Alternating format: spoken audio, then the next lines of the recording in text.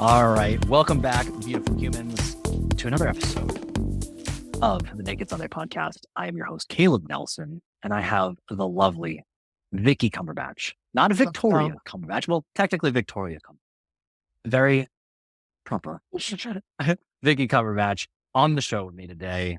Viki, thanks for joining me. Thanks for having me, Caleb. My homie, my newest homie, and I am joyous to be here. My newest homie and joyous. This is awesome. I'm going to probably have to hop up with my headphones in a second. I just realized I've been just wandering around with them. Of course, when I'm ready to go, I'll pop them off when I need to, but I don't care. It's fine. I told you, Naked Sunday, we're just raw, real, and we're just human. Doing it. Screw it. We don't need to put on facades for the world anymore. This is great. I've been so hyped for this. We were just talking about it. I did a breath work session. We're going to dive into that today, a little bit more about my experience with that. But ever since then, we've been waiting with bated anticipation, with bated breath, even look at that, pun intended, with bated breath to discuss, unravel some of these things. Yeah. We've got tarot cards today. We're going to have just a blast. We got it all. So, been super hyped about this. I like to start off all of my episodes. I don't know if you actually listen to any episode of the podcast. For the record, I have no idea. Actually, now I know a couple people that actually listen to it because they've told me explicitly. Actually, one of my clients just told me, she's like, I was listening to podcast. I was like, cool. Aside from my mom, I wasn't really sure of who else was listening to my podcast till very recently. Moms everywhere, shout out. We see you. It's always your mom who's like, I know. And you know what? Shout out to moms for being your number one fan from day one. From day one. What are you doing? Another pivot? Okay, I'll be there. Thanks, Mom. Okay, honey. All yeah, right. Thanks. But I like to start off all my episodes with why I appreciate my guest. And with you, like, it kind of like jumps off the screen. You're incredibly passionate. I don't do well with people who don't have like that joie de vivre, that desire to have purpose and dive into their craft, that want to do something meaningful with their life. And it was obvious from like the first conversation we had, like that is something that clearly is driving you internally, that you're wanting to grow, you're wanting to serve, you're wanting to be you want to make your life mean something for others and be powerfully like impacting other people. And I think it's fantastic. Plus you're very positive, which also makes life very easy. Like, cool, you can hang with somebody, we can talk, we're going to just like good vibes. And then we also did an incredible breathwork session together. So that was just like the practical side, but the human that you are, I just want to say I value you. You're a cool person. And I'm glad that I've met you now virtually. I can't wait till someday I meet you in person. I know. It's going to be great. It'll be lit. Thanks, Caleb. Thank you for that. You're welcome. All hard feelings. All hard feelings. I'm in a chapter of life that I'm referring to as gracious reception. So I'm sure you're pretty familiar with just, it could be men too, but let's be honest. Women out here in the Western hierarchical, patriarchal world, we have to do, not BBB. And it's hard for us to receive in any way, shape, or form. But we'll just leave it at PG right now on a reception tip. So just saying thank you instead of belittling what you said or berating myself or saying, oh, well, I didn't, well, I can't, well, it's not enough. I'm just saying yes and thank you. That was very eloquent. I'm going to lean into that a little further. Actually, the receiving of kindness. I've actually noticed it's specifically in the service industries, coaching, image type of industries, especially. All struggle with receiving words of affirmation, though they clearly want it and they are great at giving them. Also noticing an undercurrent as well in receiving gifts, which I actually associate a little bit more with money, because like to value yourself and then receive like some tangible thing, like what the hell? Right. Money is energy, so it's the currency with which we're receiving. Right. Yeah. You feel me? So that's just like some subtle things. For the record, went through a season of that myself. So I feel you and I applaud you going through it and practicing receiving with grace, because it's not easy. Correct. A muscle to be built and it can atrophy. So like it can go away. So working on it diligently. Well done. Thank you. Let's do this. You know yourself better than I. Okay. Tell the world, who are you? Hmm.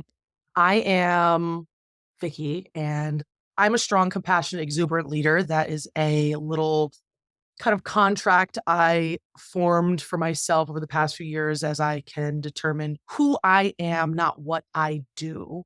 So that's how I view myself. I'm from Jersey. I'm an only child. I'm biracial, black and white. And I'm a coach. I'm a facilitator. I love to hold space. I have women's circles in Denver.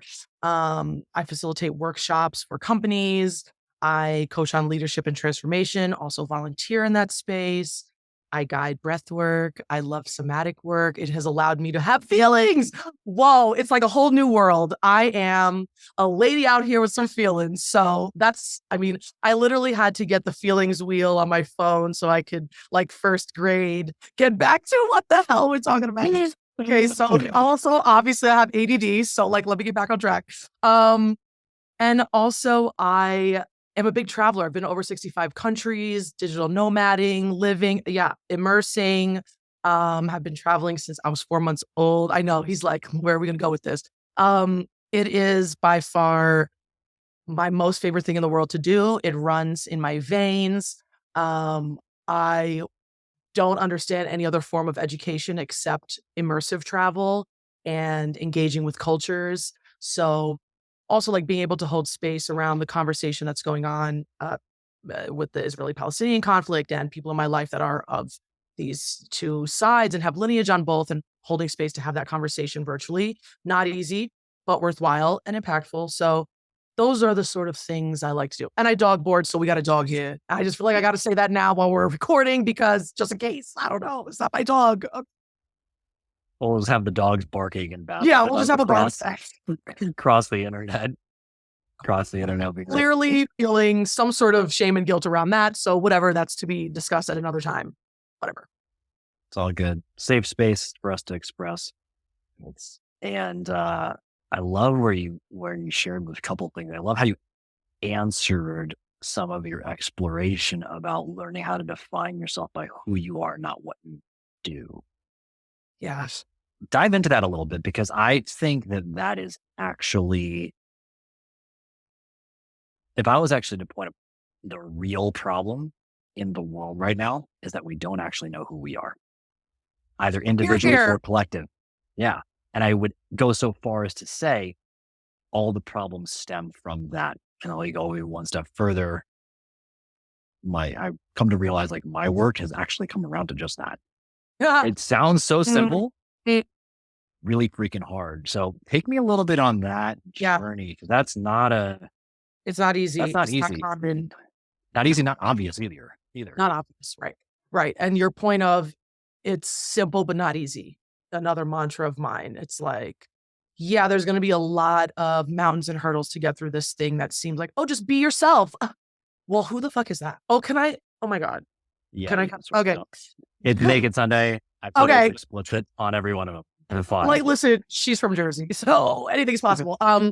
Yeah, on a real tip, what it is as an only child, let's be real, some emotional neglect up there in the upbringing. Sorry, mom, if we're listening, the truth is the truth. Okay, doing my own shadow work.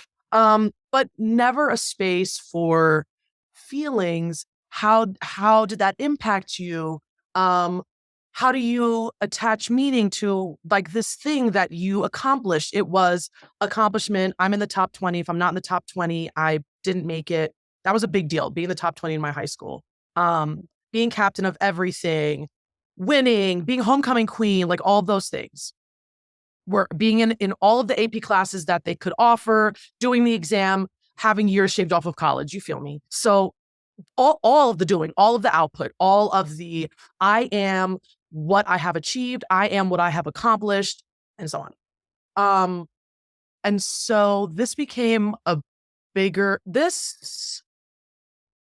slowly became a bigger deal over the course of my 20s, where I graduated early from the University of Maryland and had done, semester at sea, and I had all these internships, and I, had a pretty privileged situation in college.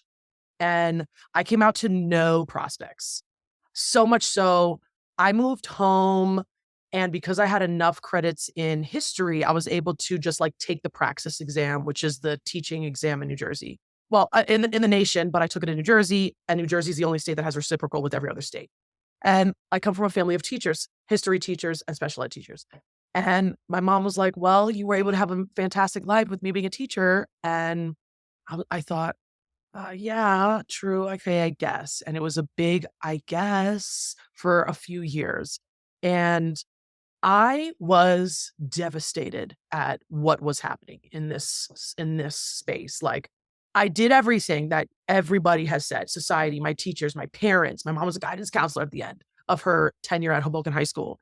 And I'm like, but can't get any job. I mean, I can't even be someone's part-time like babysitter. Like it wasn't happening. This was in 2011. It was a few years after the recession, right?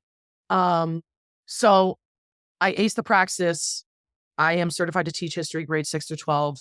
And I would take long-term substituting positions and then backpack.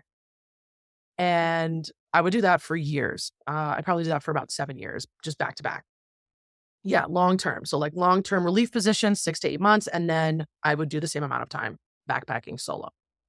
And that whole time, in retrospect, wow, I'm lit. During the moment, I was thinking, wow, I can't get a job. Wow, I'm still out here doing what nobody else like that I know is doing because I'm running across all Europeans and Aussies who backpack, they take the gap year. And I'm thinking I'm getting further and further behind, further and further behind. Oh, what? No one's going to want to see on my resume what I did in high school. No one's going to want to see on my resume now what I've done in college. It's been too many years. I'm too far. And I built this completely detrimental view of myself in my accomplishments and what I was not seeing as measurable, quantifiable accomplishment in those years of me traveling. And it took, so I'm 33. So it took till about a year or two ago where I went to a transformational program, and this became very obvious to me now. Like what I just said was not so obvious. It was kind of just happening over time. So I wasn't looking at it. Nobody was holding me accountable. I wasn't. And we did a process where I was able to discern there's going to be some birds, where I was able to discern my, like what I stand on, not what I stand for. Like, what are the pillars of me that I can stand upon? So if one is out, like strength, I can grip onto compassion. I'm a strong, compassionate, exuberant leader. So if one's out, I can grab the other. And those words really just actually exploded out of me. They were not, they exploded out. It was total process. You can imagine what kind of process, like screaming it out, I'm primal, and these words just kind of came. And I thought, wow, exuberant, that's so on point. And I like, it's just a word I don't use. It's like a word I don't use. So that is a bit of a longer version of how that transpired, because I do not at all want to be a person that is defined by what I do. Wow. Well, there's a few interesting things in here. And I've been talking to, I think a lot of times we struggle, and you actually alluded to it nicely in there. Looking back, whoa, life means 7 years doing this travel thing. It's very hard when you're in the moment to see what all these experiences are building up to, namely because we don't have the patience and we want to know how it ends, which when we do think about it, then we're like, well, nothing's exciting if we know how it ends, because I mean, we do know how it ends. At least we know we're going to die at some point. Yeah. We just don't happen to know what's going to happen after that. Right. That jumped off the page too. What I also find interesting, there's a few routes we can go with this. I'm going to start with the traveling. I think that I really liked what you're talking about with immersive experiences. And we jumped on, before we hopped on here, I told you I was writing a post called All Coaching is Like Coaching. And I think that most people can't wrap their head around the fact of what that means. You set one goal out, whether it's build a business, lose some weight, get married, name your thing. Yep. It impacts every single element of your life. And coaching is about learning how to integrate all those things. And the only way to do that is to immerse yourself in the experience of that other person, to see how does your work life affect your home life, to affect your health, and then, cycle it in 9 different ways. Yes. What I found was really interesting about that, just you said 65 countries. Hmm. So you've seen 65 different ways that the world exists, Yeah. which 65 different cultures, which Yeah. is similarities in human beings that happen to coexist in the current space. Yeah. There's something really powerful about that. I speak French as well. So I can, at a certain point, I can think in another language. Wow. I don't think enough people understand what that is. What I think that really means is the highest level, this immersion you're talking about, the highest level of empathy is that you're literally putting yourself in somebody else's shoes, Yeah. endeavoring to think the way they think, to understand the world from their perspective. Yes. I don't know where I was going with Absolutely. any of that. I don't think I even was making a point. I just want to hear A your note. thoughts on any of that. Yeah. My thoughts are so many. And in for example, choosing to backpack by myself and hitchhiking, going with my gut, allowing my intuition to lead. These are other aspects. And if you're coming from America and been brought up here, there's big don't talk to strangers, say no, don't. And I just totally did the opposite of that. And what I found is, as a beautiful example, most other cultures that I have come into contact with, many are homogenous cultures. So there's a point to be made about that. There to be ancestral knowledge, there to be, several generations of our family have gone through similar things. Things have been passed down. We all get it. We all get the right. With that in mind, it's obvious and understandable that, for example, a very rural, small family in Guatemala would be wide open armed to someone on the road trying to figure it out, needs a place to stay, needs a hot meal, doesn't quite know. And listen, I don't know. I don't know if it is how I come out into the world. And I just believe very, very vehemently that what is good will come to me. I am not worried. Like, I am not worried. And so I would be saying yes to those people if I didn't even speak the language and there was these arms out saying, come, come, with a smile, and me going with my gut because I've been doing it for a while now. And I'm thinking, yeah, this feels right. And I'd like to sit with you. And even if I can't speak your language fully, I'm watching and observing how your family moves around the house, who's cooking, who's cleaning, how much laughter there is and play, how much reverence there is for the food on your table, for the sun that came out, or what have you, right? Like anywhere in the world. Or going to Japan and being able to stay at a friend of mine's home who studied abroad at Maryland. She's Japanese. I was able to return the favor and I stayed with her family and was able to sit at the table with the hot pot and learn how to do all these different things, what they're talking about. And it was different because her father was a priest, so he had a little bit extra space. And if you know Japan, it's super congested. You have to build up, not out.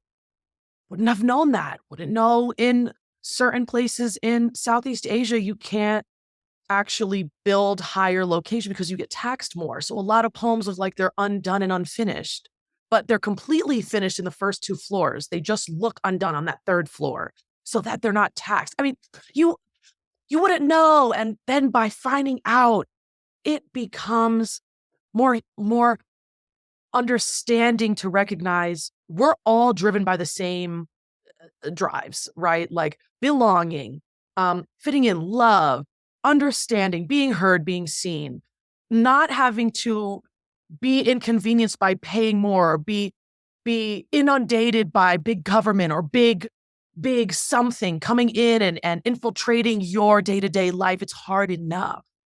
And being able to almost sit at this like large multicultural global table of what we're all going through, but in different ways. It shows up in a different lens, maybe. It's all the same. And if I think that by traveling and by recognizing cultures and immersing in, and by immersing, I mean, you're doing an Airbnb experience. So that is someone that lives there, hopefully that's grown up there and decided, I'm going to do an anti-tour. And you get to chill with them. And then maybe you get tea at their house with Bedouins in Jordan, right? Like, that would be high grade lit. By being able to have these experiences, it allows humility to take over. It allows ego to sit on a shelf for a while. It allows you to ask the unasked question, some stuff that's been in the back of your head, like, how do people do this? Like, what's going on here? And it feeling open and safe enough that you can, which allows you to build those muscles, these soft skilled, but deeply imperative muscles that are immeasurable. They're not quantifiable to the earlier conversation. Like, I can't measure out metrics to you of what I learned and gained by traveling the world, except by saying I've been to 65 countries and people's eyebrows go in their hair. But if you want to learn about intrinsic motivation and how people navigate the world, that would be a really interesting conversation to have, right? And like, let's speak to that. So I don't know where I'm going with I that was either. literally saying you should call yourself the internal traveler or the internal compass or some shit like that. Ooh, internal compass. I like that. Yeah, like I'll be your internal guide to help you discover your internal compass or something. Yeah. You know? Yeah, that I've been speaking a little bit to this lately about like the world is your wellness center, if you allow it to be. Right. I think we have put wellness in a very interesting box. Okay. Has to look this way. Okay. Got to be these exercises. It's got to be breath work. It's got to be right. You got to do ayahuasca or you ain't it. Oh, God. Right. Even though I've done it a few times. Same, but still. Yeah. Here we go. Here we go. I knew we were friends but the idea being, it's exactly what you're saying, is that we're so married to the vehicle. We're married to the spiritual practice, the religion of this thing. And ironically, I how do I say this? I was a CrossFit owner, and one of the things they call it a CrossFit box, right? And there's many like y'all are not thinking outside of the box. So many people they'll own a thing and they think fitness is only that stuck in that box. Yeah. And of course, like go learn new sports, things like that. But like learn to play. As you mentioned, like having tea in this person's home is healing. It's like, oh, I see the world through a different lens. I can feel connected. And it's the connectedness that actually healed. It's that we are not so separate. We are actually far more when we are different. That's what I was hearing you're saying. But if we never allow ourselves, I mean, to some extent, you also must be internally strong and have enough internal fortitude to be willing to step outside. If you're not confident enough, you won't expand your mind to that. So physical, mental, emotional, spiritual growth must happen to set yourself up for a voyage of such nature. Sit, Tyson. But once you get there, you realize that every interaction, every conversation can be part of your quote unquote healing process. We are infinitely capable of healing if we allow ourselves to, but it's the fear of opening our mind to the way that we're currently doing shit ain't solving the problem, but it's my ego getting me in the way of allowing this abundance to step into my life.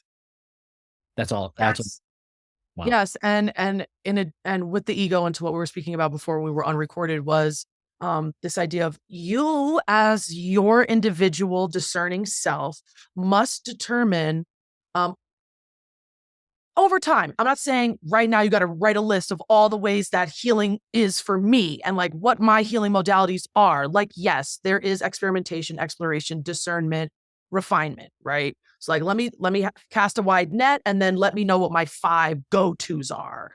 And that may take a fucking lifetime. It may take 5 minutes. It may take a week. I don't know.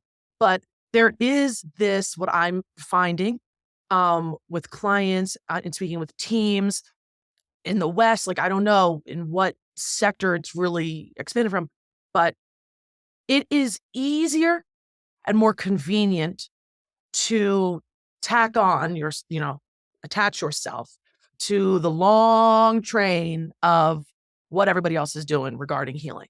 And so we may be coming out of this residual pandemic moment where a lot of us have been inside for a long time and we've been having to go to the internet for all of our consumption of understanding and knowledge and what is healing right now.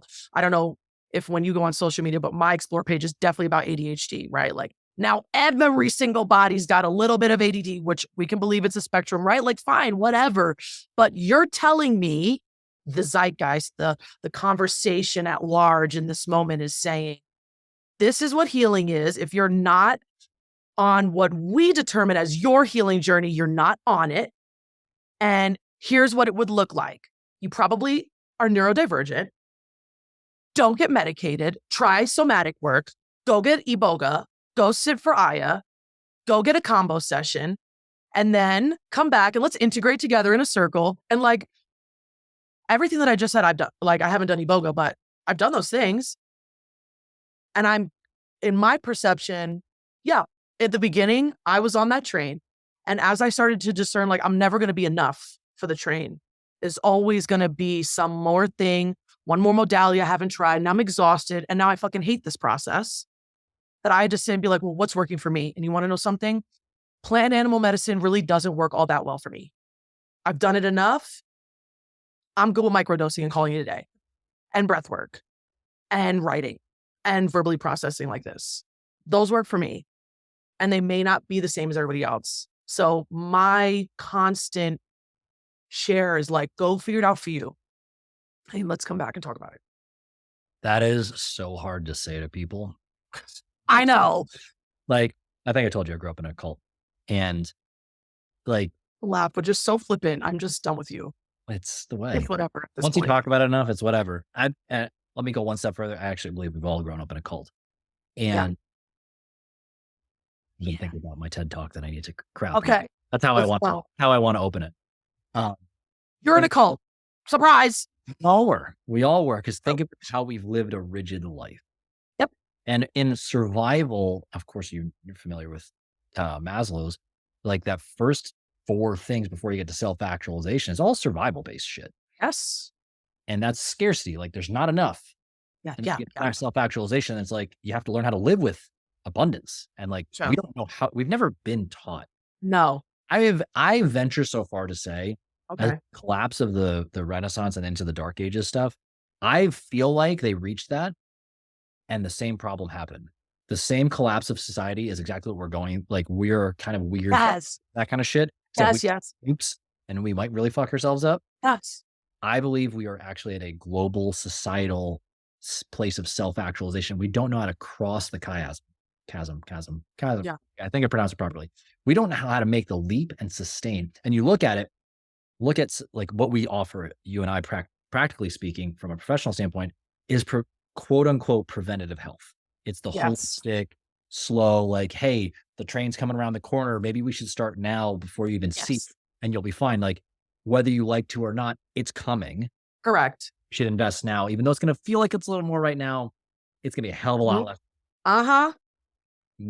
That's quite literally the hardest thing to sell. And you can only sell it to people who've climbed high enough along that thing to go, oh, I get it. I've done this crash diet lifestyle thing where I've defined myself by only labels. I don't know who I am. I've tried all the shit and I've done all the regimens. I've done basically I've been a good little cult follower in all these different segments.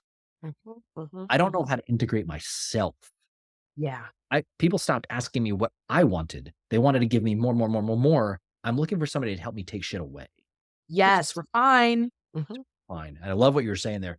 And I think that at the core, that's what we're all struggling with. At least here, I think the irony of the United States, of all places, we have I think people would argue, but like one of the core, if there was a core ideological value of the United States, I would say it's freedom. And the reason why I say that is because there are more entrepreneurs in the United States than anywhere else in the world. And the concept of the entrepreneurial mind is I live with freedom. Right. but people don't understand what that means. Like you as a business owner understand with the freedom of whatever I want to do comes with Mhm. a hell of a weight of mountain of responsibility that Yep. you won't realize. Until you're in it. Yeah, you're choosing how to put walls and boundaries on yourself as opposed Yeah. to somebody It being else. put on you. Yes. It doesn't like you in a strange way, you become your own tyrant. Mhm. It's a Mhm. it's so weird. It's It's so weird. Yeah. Yeah. And it goes back to the point of convenience. yes. Look, it's convenient to hang on to the train. I sometimes wish, like, come on, sometimes do you wish that you were like, "Ugh, I Yes. wish I could just be that. I wish I could just chill. I wish I could just have a job and like be done when I get home. I wish I could just not know what I know. I wish I could just, sometimes I do. I sure do go through those days because it's weighty. But more of the days are like, yeah, I'd way rather be on this side of the fence of doing my own thing, busting up my knees, figuring it out, bleeding a little, got to get back up, got to ask for help, or it ain't going to work. I got to actually do all of the uncomfortable shit, or it will not work. So, gracious reception, asking for support, being uncomfortable, looking at yourself in the mirror for real, not the mirror on the wall, the mirror that shows up when your partner says, you know, you really got me feeling like this now for the fifth time. It's clearly a pattern. You're hurting my feelings. And I'm like, "God, what?" You know, that's what I'm talking about.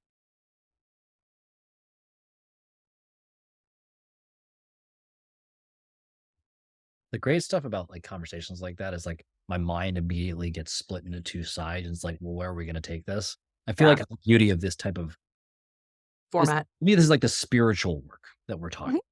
We're talking about the essence of who we are. There's no right or wrong answer. No. It's context. But I think the deeper thing that brought out for what you're saying there for me that I where I think people might struggle with understanding why it's worth it is that you actually become a very resilient human being Hell yeah. because you can now you know how to apply the true authentic version of yourself in more places, in more context. Yeah. That allows you to actually thrive. And that's if I think of anything, the mastery of oneself is knowing how to use the tools at your disposal. Yep.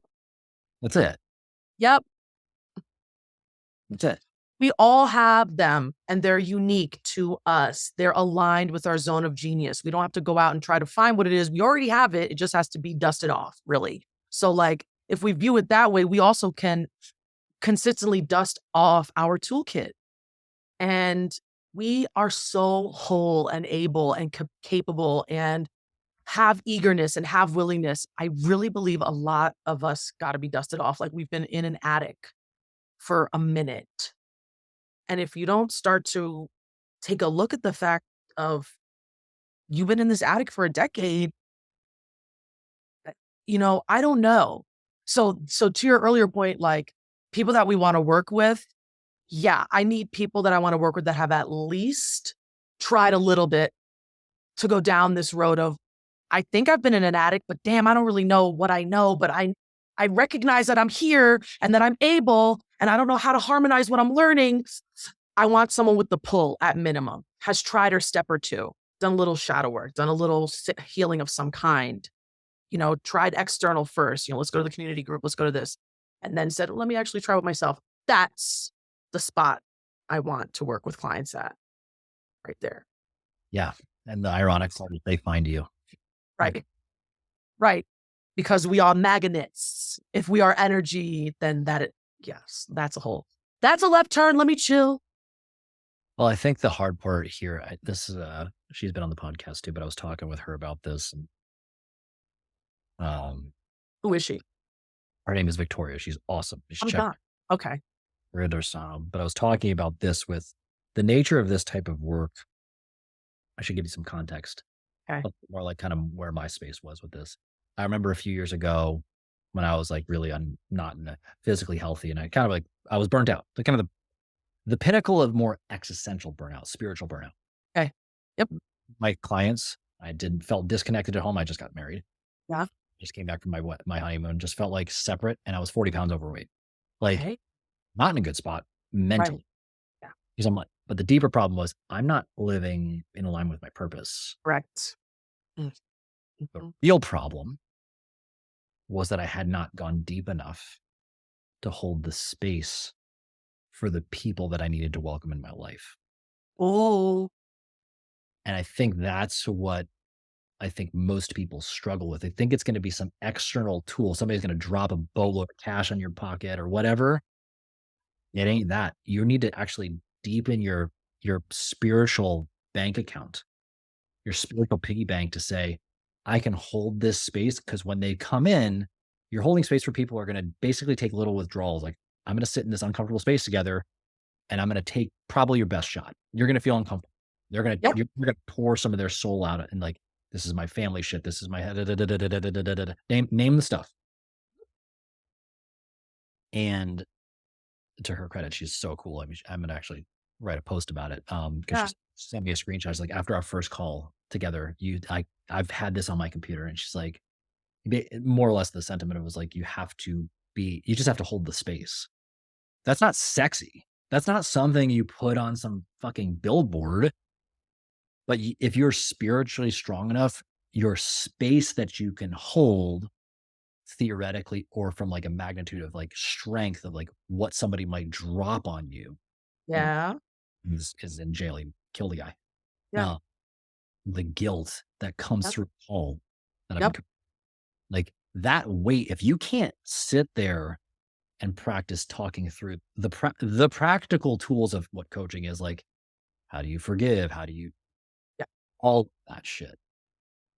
Yep. You can't that magnet you talked about, you brought up the word pull. I love that. It's actually the other side of the magnet. It's not the push side, it's the Right. pull side. You have to become the magnet. And it's a long, slow, scary place. Correct. And I Yes. the value about your experiences, I want to give you some credit here. I think one of the interesting things about your journey out into the world, was that that was part of building your internal like foundation. Would you say kind of like Yeah. 1,000%. Yeah. it's My pillars. It created my foundation. It created what I sit on. yeah, what you it's like what you stand on, not what you stand for. I thought that Yeah. that's so smart to think about that. Most people won't take the time to build the foundation. They want to start putting the fucking roof on and putting the Hell shit. yeah. Like, sure, but you got a house of cards. That thing's blown Yep. over. Right. Right. Why does this keep happening to me? Why do I keep attracting people like this? Why do I? Big on the whys.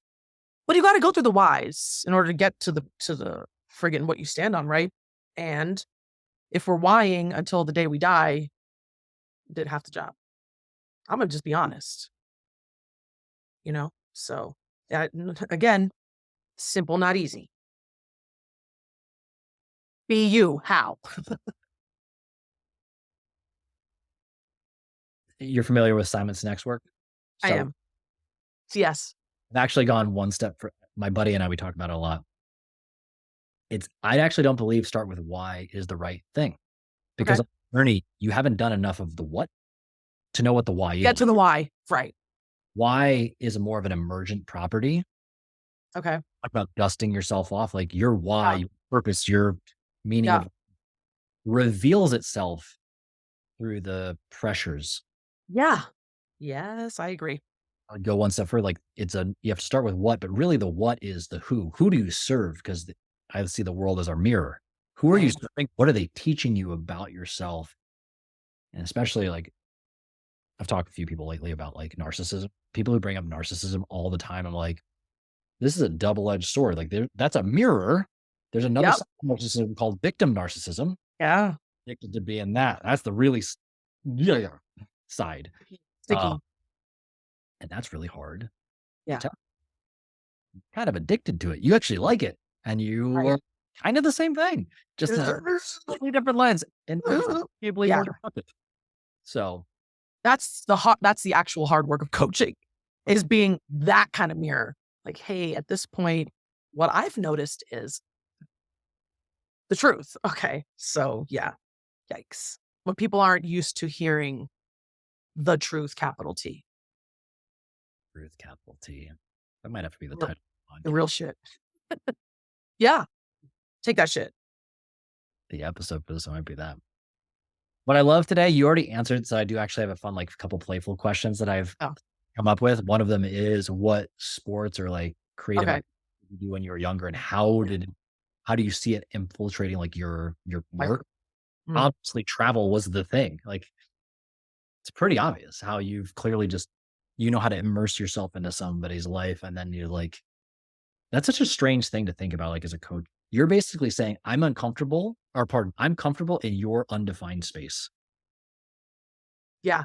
Less comfortable in my own undefined space, to be honest. Keep it real there. But yes, totally cool with being in other people's gray. Um, I Yeah, I think remember, we all are. I think we all are. right, like you figure it out. You were talking, I think it was the podcast, the second one with your wife, and you were talking about like how I think she was a cheerleader and she was talking about, and you had asked her basically, well, how does that show up today? And then you gave an example of how being in sports showed up for you. So I heard that and I was like, damn, wow, I've been in so many sports. That's not true for me. So I wanted to preface with that because I have thought about that point. Ooh. And okay, so only child, my mom tried to get me into like piano, ballet, and those things. And I was like, nah. And by the time I was like, that's cool, mom. No. And they weren't like, they didn't do sports, right? And I had no siblings. So like nobody was around that did sports. So the fact that I started, um, it must have been volleyball. Like you could sign up for volleyball in eighth grade to start in ninth grade. And I'm 5'10. So I was tall.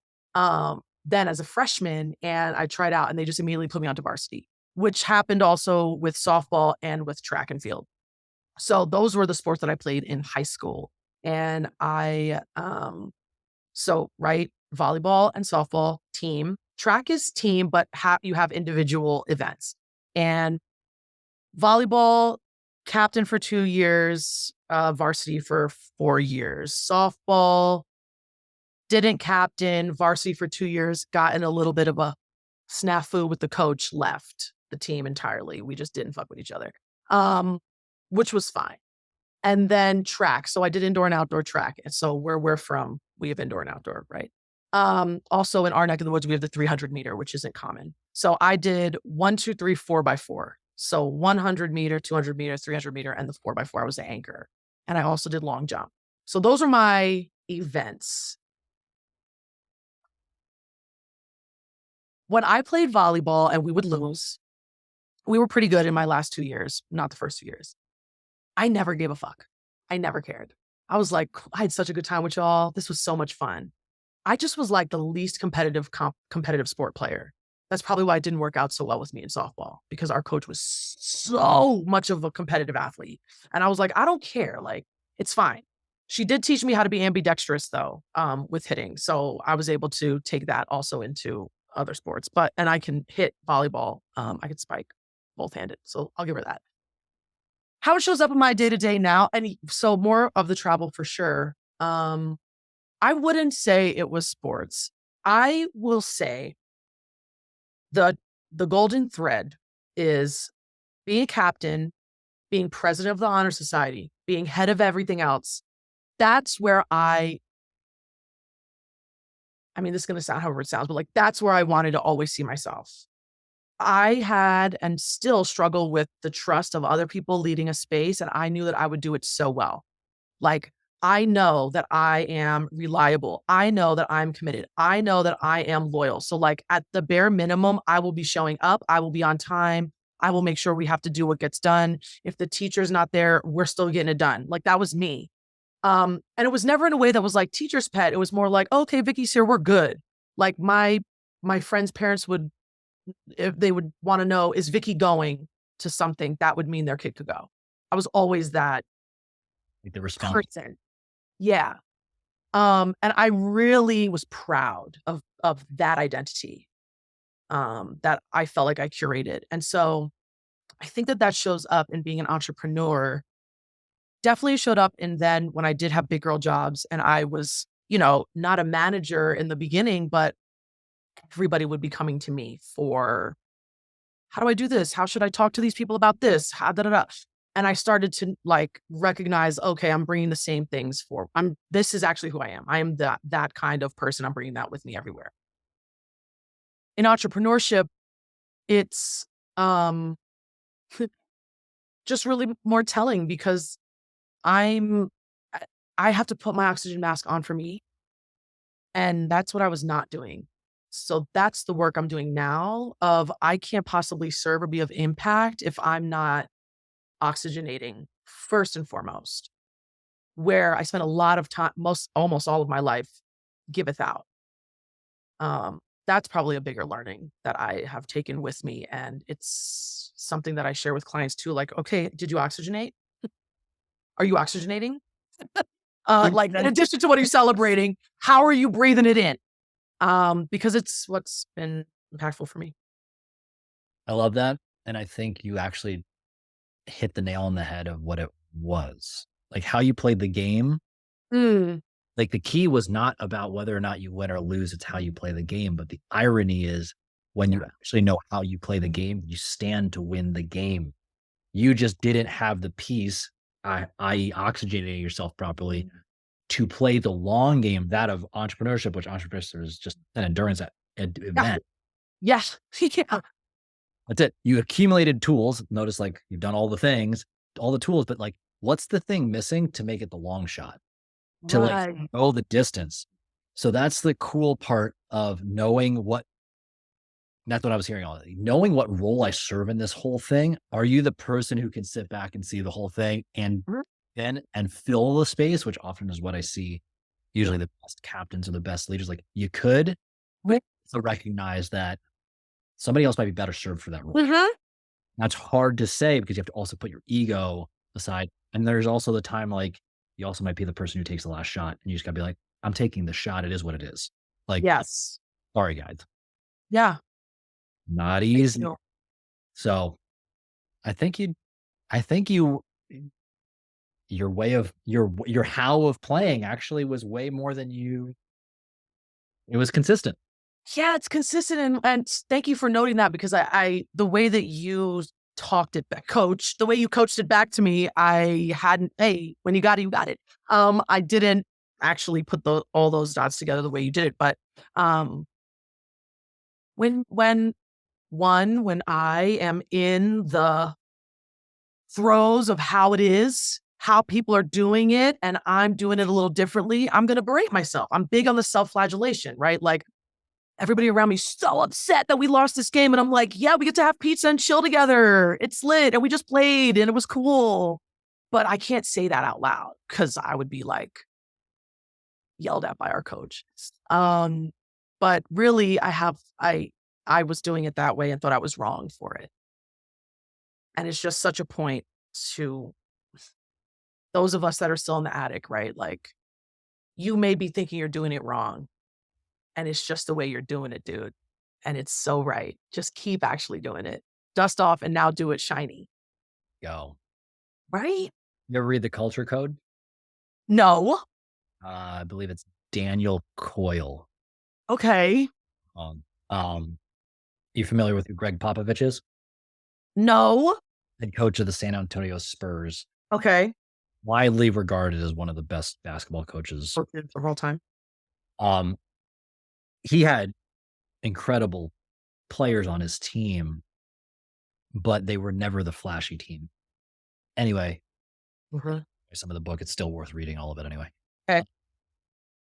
What he is why he's widely regarded as being so great is his personal touch. He was talking about in the story it's recounting um when they lost a game to the Miami Heat. This is right after LeBron went there and the whole bit. There Oh, yeah. and That, after the game, after like a heartbreaking loss where they could have closed out the series, like he was every time they would have team dinner, he would be the one making the reservations, whatever. Anyway, I'm gonna jump ahead. yeah. He got to the restaurant ahead, ordered all the wines, got all the things, and then he like slowly went around and like brought people back to like feeling like a human being again. All these guys who just crushed themselves with pressure, they failed on their like, grandest stage, blah blah blah, all that stuff. He's bringing the joy, the lightheartedness. Like at the end of the day, it was how you played the game, and hence why he created this perennial legacy of greatness, of winning, oftentimes with what is thought as like less superstar talent than others, though he's always had great teams, but he's also been capable of cultivating a culture that gets the most out of like more what were previously seen as role players. So the idea being there of like knowing that sometimes the light and fluffy stuff, the entertainment, the softness, the whatever is actually what for high performers who already are intrinsically motivated. They don't need you to rah rah and tell them they're a piece of shit. They need to just be like, you failed. We're gonna get up, we're gonna go again, like no big deal. Different side of leadership. So I think that book will resonate with you was he's written another one too. Tyson. I think it's also there's a leadership code or something like that. I can't remember his Oh, that feels like it rings a bell with code. But you made me think of another thing. Thank you for that. And it's also basketball related. I don't know. So do you like actually follow basketball? Do you follow high school basketball? I don't follow high school basketball, but I mean I see I'm a Sure. You're a fan. sportsman. Um, when I was going to Hackensack High School, so I graduated in '08, and at the time, I was dating somebody from St. Anthony's basketball team who won the national championship that year. And what stood out always about them and their starting lineup, which inevitably, actually, a documentary was made about the starting lineup because it was just like their life stories were semi unbelievable, but like very inner city low socioeconomic, urban situation, um, is I can't remember the name of their coach, but he retired inevitably from St. Anthony's. Anyway, he instilled the familial aspect of being in and playing team.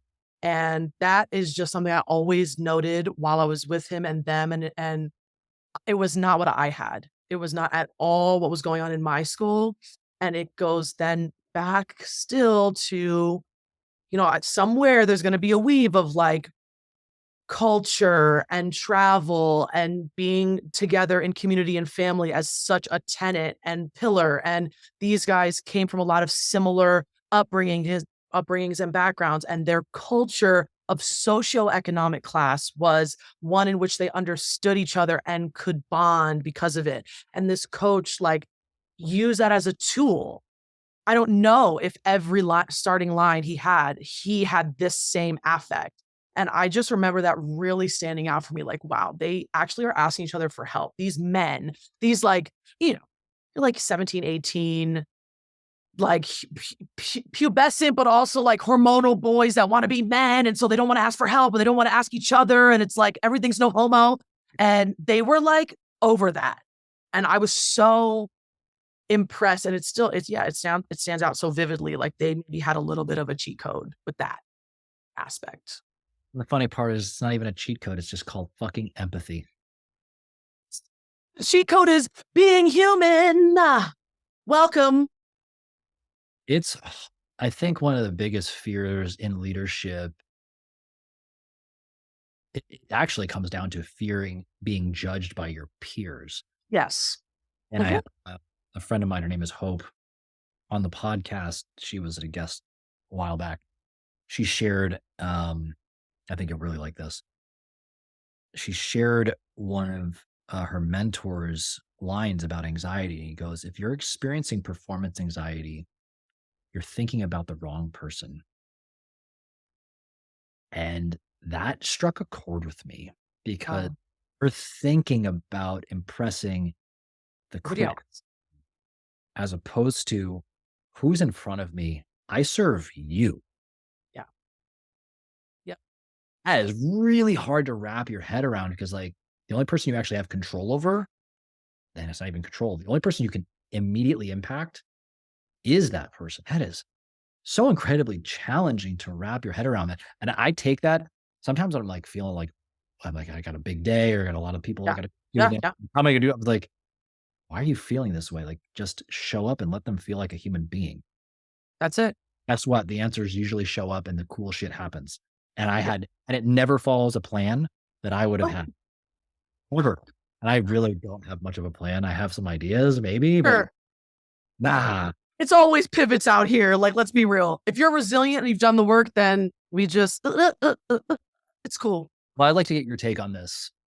Um, I've conveniently, and my friends think it's hilarious now. And a lot of people are like, yo, how do you sell something like that? And I go like, I posted on social medias not a while back. Like, Yeah. people ask me lately, like, "What the hell do you do?" And Oh, yeah. here's Yep. here's my latest response. I do to test people's threshold for humor. I just go, I do vague shit, and it's resonated. Welcome to my cult. Let me tell you, I know, I know. Say that. I tell my wife now, like, I have to just say, like, "Yo, I'm starting another cult," and Yep. she's like, "I can't be a son of," like, if you say that, the more, like, think of every cult. Yeah. There are people like, "Yo, you're a cult," and Mhm. they're like, "That made me think you're more of a cult." If you tell me, "Yeah, I am a cult," like, I'm Yeah. starting, They're gonna everyone's be like, haha. fucking joke. Like, you have Yep. to be self-aware enough to be like, "I understand there's gonna be some things that look like that." Uh, It's gonna feel a certain way, and in the past, you've seen it. Got it. And not only that, we're aware of it. Here's the things we're doing about it. Can't be perfect, but got it. Like, your concerns are founded. Thank you for being concerned and being discerning about it. Mhm. Um, Mhm. where was I going with this vague shit stuff though? The hard thing about that is saying to somebody who's so used to getting, I have a lot of people ask me, like, can you ask, like, I'd love to have like a line item list of stuff we're gonna do. And I'm like, that's not how this shit, like, Right. Sorry, fortunately, not sorry. yeah, Yeah. we're gonna show up, we're gonna talk about some stuff, and that's gonna be what it is. Like, I'm just gonna hold some space. It's Yep. not sexy. It's No. not, um, I mean, you can make presentations about it, but it's sitting in the unknown together. Like, clearly you're not sitting in the unknown by yourself. Yeah. You want somebody who's comfortable enough in the unknown, and then to like bounce some shit off each other, and maybe we'll figure Yeah. something out. And then Yeah. won't, but that'll be okay too. Right. But a space we don't often get. That's really all it is. I would go one step further though on that. It's like we choose not to make it. Mhm. Yeah. I mean, that's real. That's Yeah. true. Time is what you make of it, right? Yeah. It's always a choice. But I think we're ultimately just afraid of death. And that's what we're afraid of, like confronting what is the ultimate meaning of my life? And that's why I don't want to sit and then address the distractions, because clearly I'm not doing what I'm put here for. Well, what's beyond that? Blah, blah, blah, blah. And then one day, like, and then that's where regret comes in. Like, you didn't Yep. give it a fucking shot. And that's what I admire about what you're saying before of like, you could go do some other thing that Yeah. doesn't check this box. You could Yeah. check all the practical boxes, but you'd probably be bored out of your skull within 4 fucking days and be like, and then you find a way to tear it down. Oh yeah. Yeah, it happens. So, Happen. that my dissertation on that is over now. I put up the engine there. Caleb, you have 50 TED Talks at your disposal at any time. Clearly, I s True. I You was have them ready. I was a guest on somebody else's clip today, and she asked me, like, "What were you gonna talk about this week?" And I was like, "When you come on," I'm like, "Some things." I got on, I completely forgot what I was gonna talk about. She had to remind me. I'm like, "All right, let's go." It was a 15-minute thing, and I was like, Here we are. "Let's go." Yep. Uh, Good. so anyway. Yeah. Oh god, you crack me up. Let's go to a second question because I got distracted there. Here's my other fun question. Here's my second fun question. Okay. Is your desert island kind of travel? Desert island movie? And let's go and show and like TV series. Let's go fun. Let's go like, yeah, A like movie and a TV series. I'm by myself on a desert island. forever. That's the only show and movie you can watch forever. Because I'm gonna ask why, obviously. Okay. Ugh. Um. Oh, so hard. You can Well, only be one of those things. Now you at least you get to choose two things. I'm giving you depth. I'm giving you options. Like when you're bored of one for one day, go to the other one. all right. Well, I want to say something else, but what's true for me is the movie will always be Harry Potter and the Goblet of Fire. I know. I know. It's just what it is. At the end of the day, it's my favorite of the Harrys, and it's my favorite story. If it was the book, that would definitely be the one I'd choose, but I'm literally on my Harry Potter tip right now. It's Harry Potter season. It's just I have so many tattoos of Harry. Like I'm a fan. I'm a hella fan. Couldn't tell. And you Yeah. know what's funny? My friend that I told you about that I want to send your way, they just went down to New York City and saw Yes. the show this weekend. Yes. So good. The Cursed Child. Of course, I've seen that as well. Let's be real. Which, which one is the goblet? I don't know. I've watched them Oh, all. that's the game. That's the game in the maze, and then his peer dies.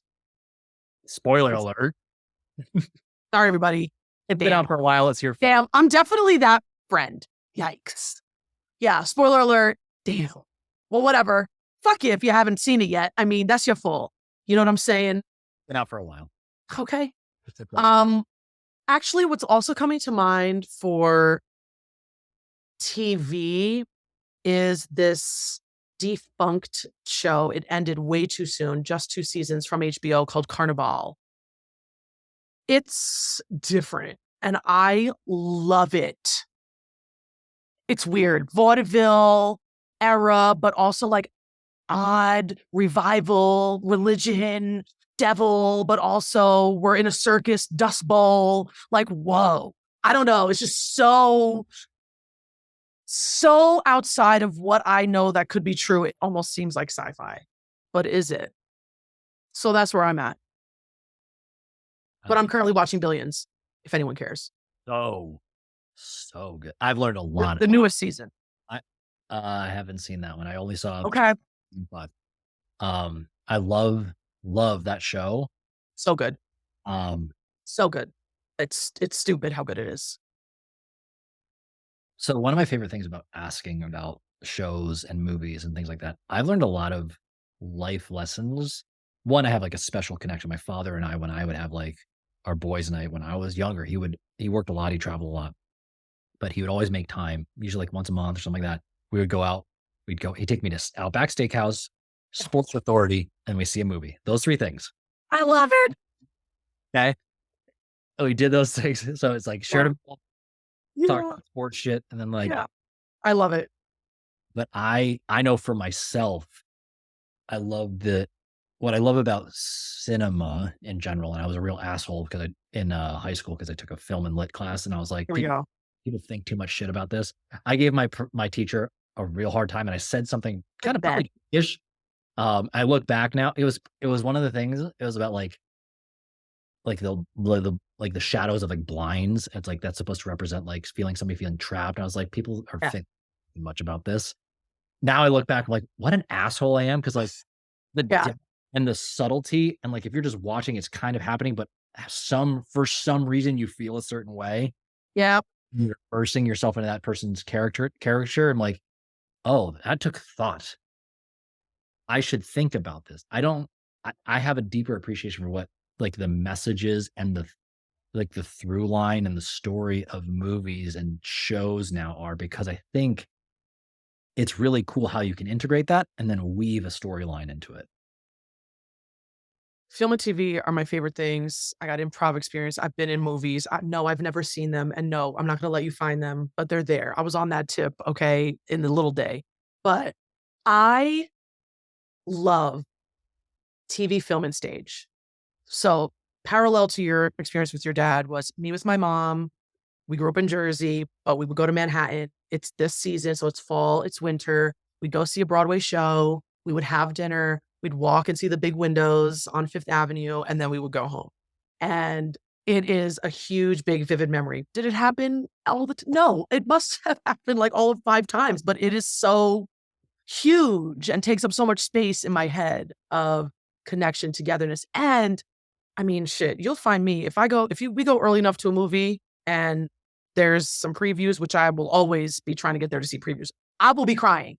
I'm crying. I love watching people in their craft.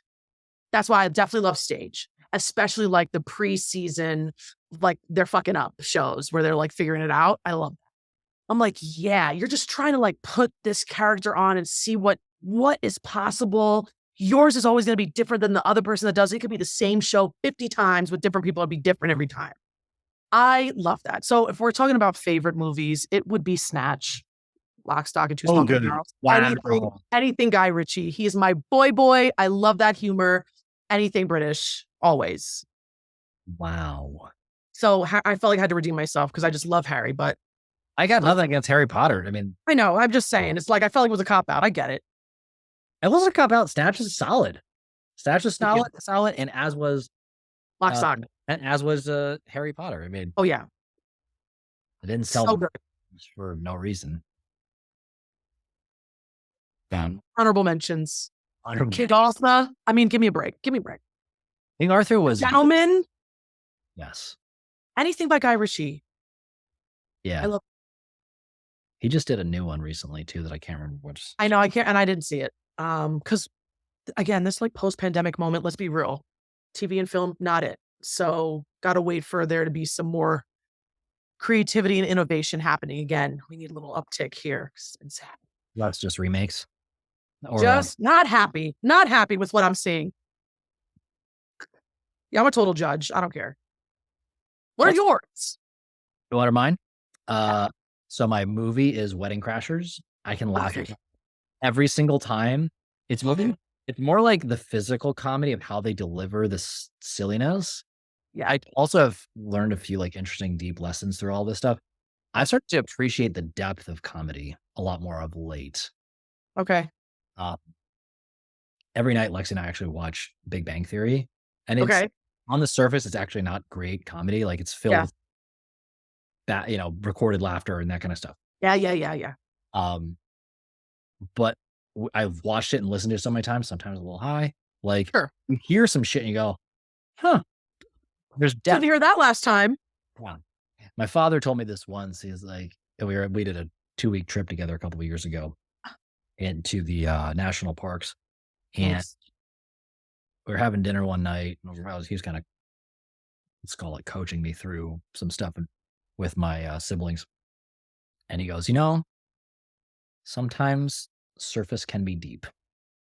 And he was alluding to, he's like, you ever see how I'm just like sending little dog pictures and dad jokes into the family group chat and stuff like more just like it's light, it's funny, but the idea is like I'm pulse checking.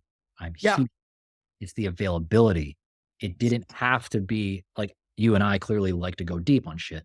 Yeah. Not everybody Doesn't always have to be this. does not have this. This is my happy place. Me too. Wait, like you clearly too. Not everybody No. to interact this way. And I had to understand that. So I've started to appreciate that. So Wedding Crashers alludes to some of those things. And then my Sure. show is Ted Lasso. Oh, a good one. Although I didn't watch the last season. This most recent season. I feel like the second season was my favorite. Okay. Yeah. And Great especially sound. a lot of stuff about like leadership stuff. Yep. And that's why it sticks with me. And some like existential spiritual ways. I feel like it like was storytelling my life in many ways. So that Okay. stuff too. So Yeah. yeah, those are my two. And there's like unassuming kind of characters in there that we as people tend to be like, ugh, I don't know, not that guy or whatever, and they end up being the guy. Always. Right. And they've always been the guy. Yeah. No, Ted Lasso's really good. Yeah. Let's talk a little bit about my breathwork session. Shit. Yeah. Left turn, right? Left turn. I'm ready. First, give us the wind up to like what we Sure. did. So the people Okay. and like what like people have heard of breathwork. There's different types of breathwork stuff. Yes. Lay the Yes. Foundation is this.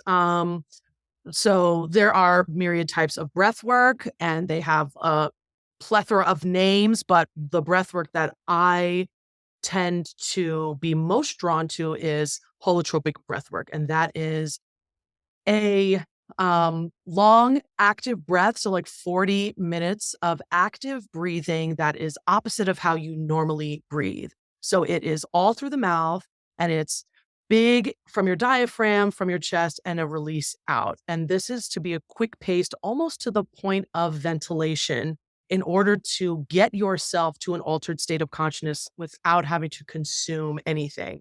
And this really came about in the moment of time where LSD was being schedule one, and the Groffs, husband and wife from Europe, wanted to figure out a way to get to those psychedelic states of consciousness without having to imbibe and like do something illegal now at this point. So they found this.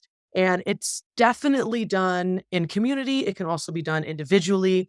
There's always music. I use modern music. It can be done with chanting or drums or anything, but there is that's the bridge that brings you to these varying states. And what you're really doing is DMTing yourself at the end of the day. So what you're doing is truncating the frontal lobe activity, which then allows emotions to rise to the surface. It allows your subconscious to come up and out in ways that you can actually commune with that you normally wouldn't in your day to day.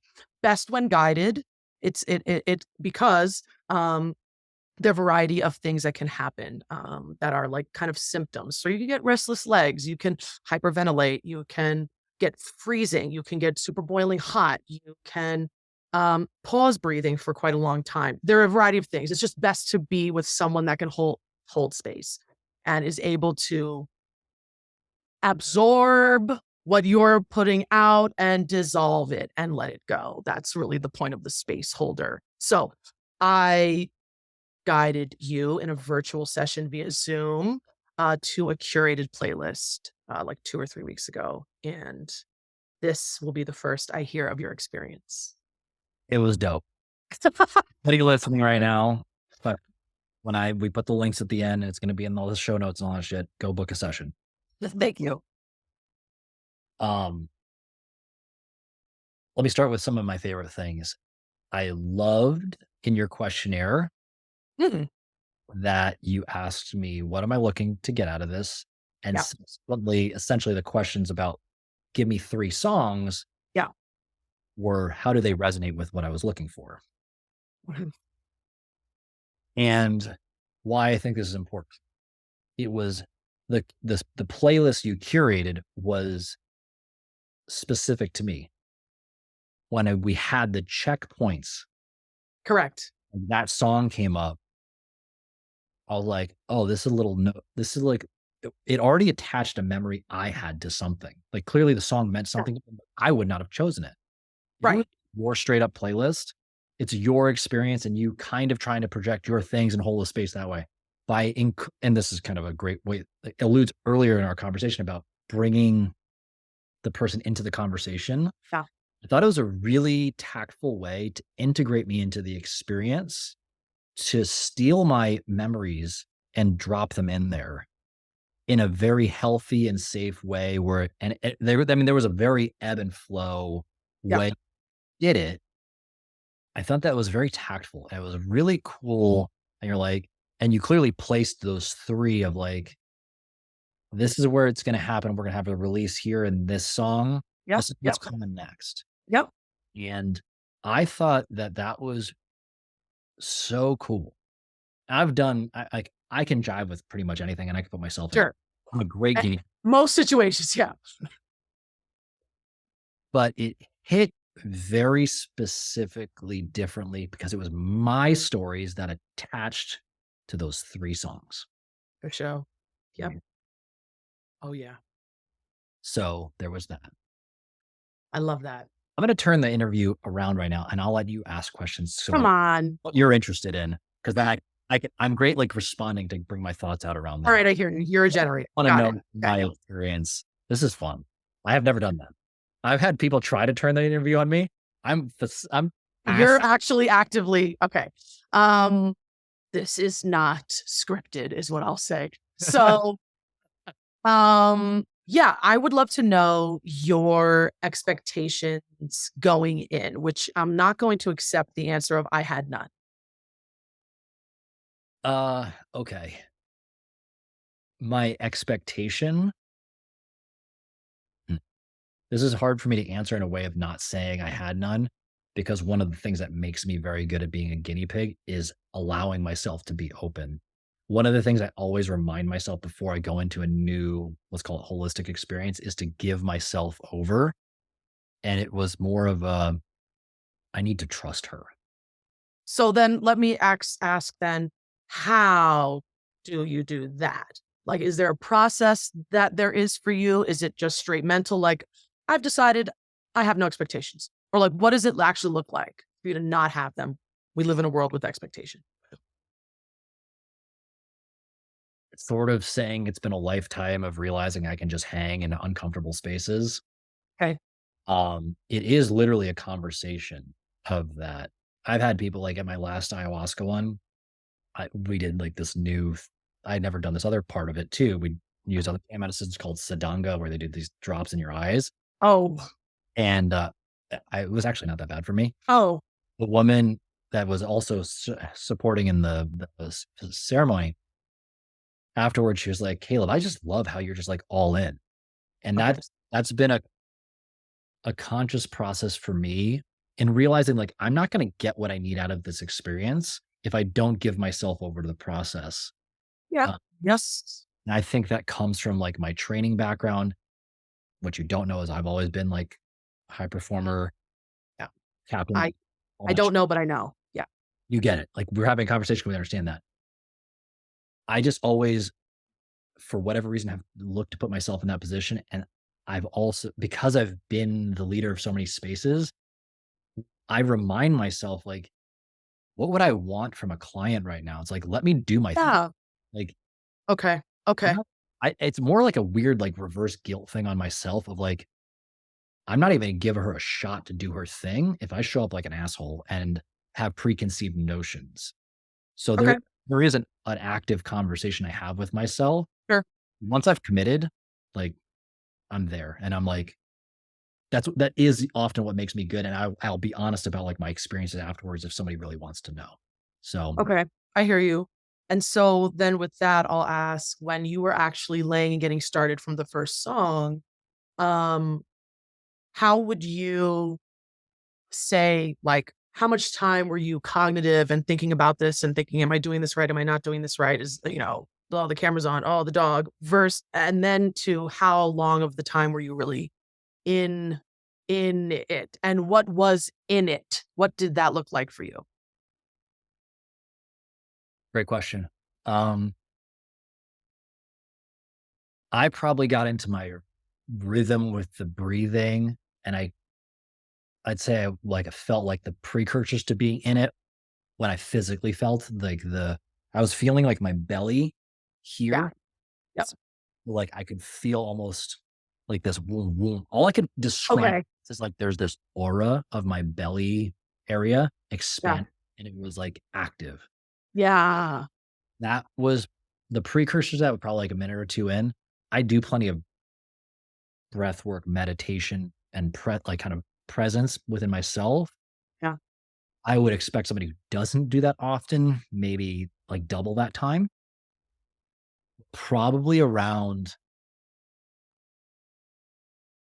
I could feel like stuff in my body, like a tension here and a tension there that like this is more trapped emotion than anything.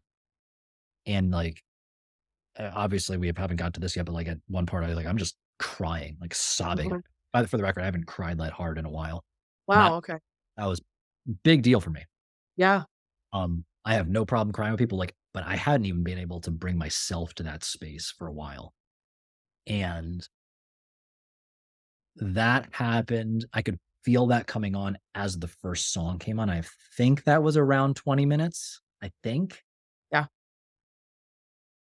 but I was a little lost in time at that point. Like Oh, I yeah. was in the cycle and I mean, I had plenty of thoughts about stuff, but like they would kind of evaporate pretty quickly. Uh, Okay. felt very present. Like I was aware, like, oh, there's a thought. Okay, just move on. Okay.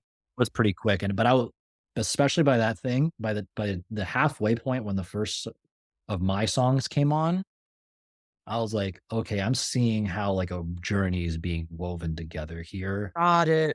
Feeling build up. Like that's when I knew I was in. Okay. And then, so you were saying that you were having these thoughts that you could grab onto or let go. So, and also that you felt this like throbbing aura. So there was a multitude of like kind of senses occurring. Uh, what like was coming up and out for you that you actually were able to notice because it was this particular session? So you already said you cried more than you had in recent times, and that was I pretty you didn't say this was your intention, but your intention was release, so or around release, and, like, that is a form of that, right? So, like, I'm curious of how it comes up and out. for you? Was it thoughts like words, or was it like ethereal? And did you have ideas and Yeah. so on?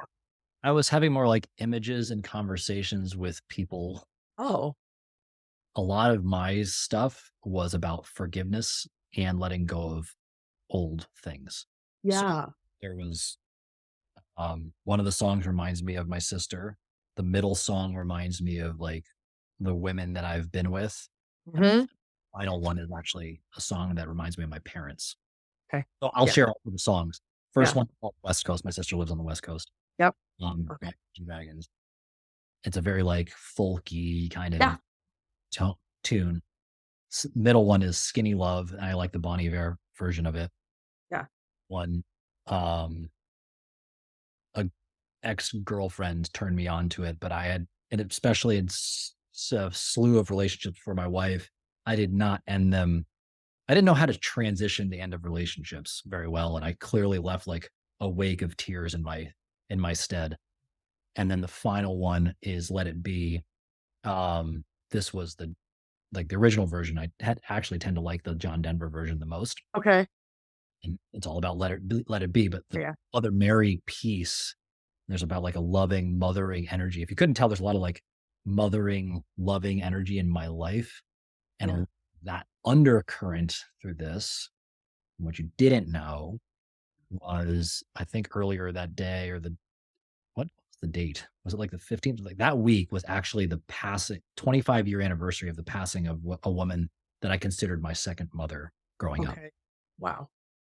I told you we were going to go fucking deep with this. Yeah. In my life, whenever I've gone through a dark period, a true trial, when I feel like my world fucking collapsed on me, Yeah. there was always out of nowhere this mother figure that came out of nowhere Huh.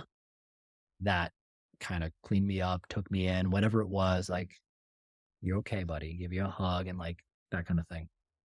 And why this alludes to that, have felt like she's almost been my guardian angel throughout my life. I get a little emotional as I start bringing up Yeah. deeper stuff I want to do with the foundation stuff later on. But I credit that because when she was passing, she had breast cancer. My mother promised her that she would take care of her boys after she passed. Okay. And I believe that that kind of spiritual offering and Mm. commitment has led to this deeper thing. And it's one of my big drivers. And when like shit goes sideways, like that driver to give, well, pay it forward this generosity of these women that have held the space for me. Cause that's a lot of that kind of divine Yeah. feminine is the holding of the space. Yep. That's where those songs wove in together. And there's a lot of like the acceptance energy, the forgiveness energy of like, Yes. it happened. It was what it was. Right. Life goes on. Let it be. Yes. That's how it all. Okay. Thank you for sharing that. No, I did not that. There is no coincidences. Wow. Okay. Yeah, Um, right? I right. It's like, told you I was excited to talk about this. wow. Yeah, because I had sent you my booking and it didn't work. And the days that I had it didn't work, we went back and forth on a date. So it really truly was no coincidences. I mean, that was how it was supposed to be. That's crazy. Um, and yeah, I guess another question I have is, so I pulled cards for you as well that I didn't share in advance. I shared after you shared. And you remembered them till today. So clearly they were memorable. So what's up with that? So you pulled the sword, Yep. which is all about truth and clarity. And one of my intentions with that was clarity, right? Sword kind of like cutting through the bullshit, Yep. like, Yes. like cutting Yes. topics, and then clarity of like, here's the truth. Yes. And the other card you pulled was spiritual career, Hmm. which I don't know what it was, but that week I then kind of led from like into spiritual weight loss, Uh, my okay. background. And then I went one step further, spiritual fitness.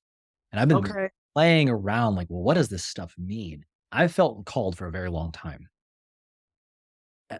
The shining the surface stuff is very easy. Like, here's the mechanical stuff. I knew how to do that. That's part of why I felt burnt out with my past thing. I was like, I'm not living up to my capacity. Sure. But how do you define and what do you tell people that you're doing, short of saying like, "Yeah, you're a pastor" or something like that? Because that's a Yeah. thing. I do ironically believe like entrepreneurs are modern day pastors. Yeah. That was something that I've been sitting with. I was like, where am I? Like, how do you bring this out? What do you need to speak into existence? What have you? I'd felt like this restriction about what I need to speak openly about in the world to Mm. facilitate, because that's where I feel called. And my dad, later on that night, I'm done. called me and was like, "You don't know this." We were talking about stuff, but when he was younger, he'd always felt called to like ministry type of work. He never got into it and he joined the whole thing, whatever. Fine. We talked about it. He's like, "Clearly, Caleb, you inherited that from me." Didn't really know all this stuff. I haven't known that he's actually reading all my stuff and all the things he put out there. Right. Silent dads clapping from the back seat. Yep. Like some stuff and things and that, but and Sure. like, we sit down and we talk, like, we go there. He knows where I think about what I think about the world. We're very aligned in a lot of stuff and the ability to hold space. So just like his questions are like, "Is this like a viable thing? Like, can you make a career out of this kind of concept?" Like, it's a very ethereal notion. I'm like, We'll "It see. we'll see." It is. And I mean, sold plenty of things, but the week before, my friend had talked to a friend of his who talked about selling life coaching stuff. Like, he's like, "It's fucking hard. It's one of the hardest things you'll ever sell because you're selling a thing that has a very long time horizon to see all the benefits of it, if you can ever even really truly realize it. And a lot of the things you celebrate is it's subtle wins. Yes. You actually, it's bad things don't happen, or when shit goes sideways, you recover faster. Like I have a friend who just went through some shit. Yep. I talked to him today about it. I was like, "You're back to good in 2, 3 weeks. If you didn't do all this work we've done together, it would have been a year-long saga." At least. Yeah. Right. I don't think people think about that. No, of course not. And they need the coach to be like, "Hey, take a look at the what you've done in the gain here," or Exactly. they're not noticing. Right. So yes, go on. And that's what I think most people, and this is why I was bringing up what we were talking about earlier. It takes a there's so much people in the world. Yeah. And I think the hard part when you do this type of work, you're like, are there really people out there that want this stuff? And there is. There is. You just have to earn your way into the space. And I've worked with them where they just get it. Yep. They climb some things. They've had to do some shit. They have to have the means because this Yeah. is deep work. Yeah. Let's be real. If you're freaking out about your everyday bills, like this is not the type of work you're gonna be able to sit with. Correct. It is what it is. You gotta That's what solve it the problem first. Yep. It was me Oxygen. starting to realize like there's not a lot of people that like it was even just a moment for me to be like, huh, in a strange way, I don't want to say I passed my father, but it was I've been doing this thing and just only pursuing that. I mean, that's his artwork behind me that you see. Ah, And he's created some amazing stuff, ah. but never pursued this other thing that he had in an interesting way felt called to do. This kind of is his beautiful reminder. And I've seen how you can create things from just your mind's eye. Um, Yeah. so yeah, our session was hit me in just the right spot. Truly did not know until this moment. So, wow. And then all these conversations you had, wow, that's awesome. So then I guess a final question I have, it's been a few weeks. How did you, be honest, do any sort of integration work? Yeah. Ironically, it was more like doing better to hold space with other people Mm. or presence. Mhm. And it was more like I heard my lessons and I could recognize it in others and be Mhm. like, huh, mirrors, how do Yeah. we is what would I need to hear? What would they need to hear? It was more of the subtlety and the softness to transition through some of those things. And I had a couple friends, "Hey, Ty, come here, buddy." You hear him growling in the background the whole time, right? Here. Was more, and it's kind of what I'm talking about. I was holding space for some people that were going through very hard times, which in turn, like when you're a coach, you start to go like, they're struggling. Is it me? Am I fucking up? Am I sucking? And I Mhm. was like, Mhm. Mhm. I could just recognize it as being They're just going through it. This is a And this normal. is theirs. Not only is it theirs, but like that's my job. I'm supposed to be here for this moment. Yeah. That's what they need. And it was the understanding of that. It still rattles you a little bit. Sure. More importantly, it's like you don't want to see your people you love hurting. Like that's it. But the ability to stay patient in that and then ask one more good question. Because my clients are my friends. It just is what it is. Right. And a lot of people don't agree with that kind of shit. But I'm like, Oh, well. what a good friend is. Like, you're going to immerse yourself in their life. Yep. And I love them and I want to hold the space. And that's my job as well. And there's a professional boundary as well. So Yeah. it's a cool thing to know. I feel like it gave me more patience. It provided a lens for more patience. And I didn't have to be the better way to say this is I didn't feel that immediate urge to jump in and play savior. It was Yeah. the space. They have the answer and they're going to find it. Yep. Wow. It's cool. That's dope. It's cool.